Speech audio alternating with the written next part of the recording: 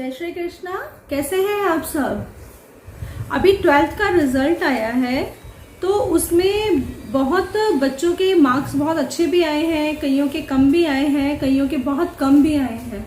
लेकिन कई बच्चे उसमें ऐसे थे जिनको उम्मीद नहीं थी कि हमारे इतने मार्क्स आने हैं और उनकी उम्मीद से कम आए हैं। लाइक किसी को 99% या 100% की उम्मीद थी बट उनके 94, 95, 80% इस तरह से आए हैं। और उन बच्चों के आगे अब कोई रास्ता ही नहीं है कि वो किधर जाए। क्या इसके हम नहीं है गुनाहगार? किसने उनके रास्ते बंद किए? हम पेरेंट्स ने ही रास्ते बंद किए ना उनके।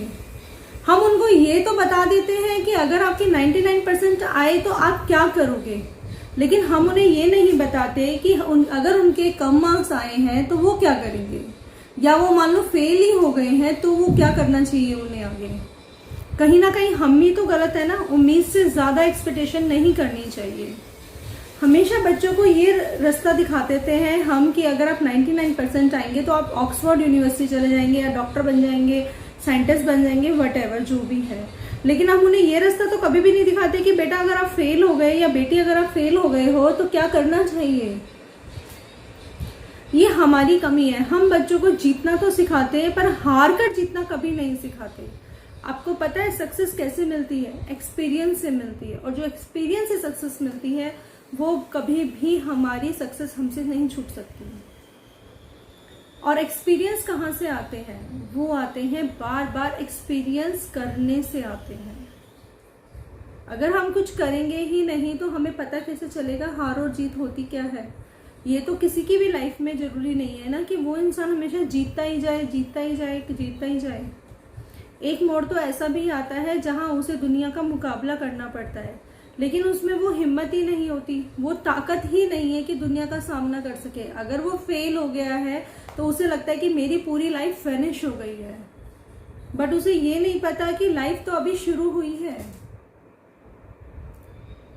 आप बच्चे को मोटिव नहीं करते हैं, आप बच्चे को रास्ता नहीं दिखाते हैं, बस किताबी कीड़ा बना के छोड़ देते हैं कि बस जो किताबों में उसे रट लो, एग्जाम दे आओ और दैट्स इट। ये तो जरूरी नहीं है ना।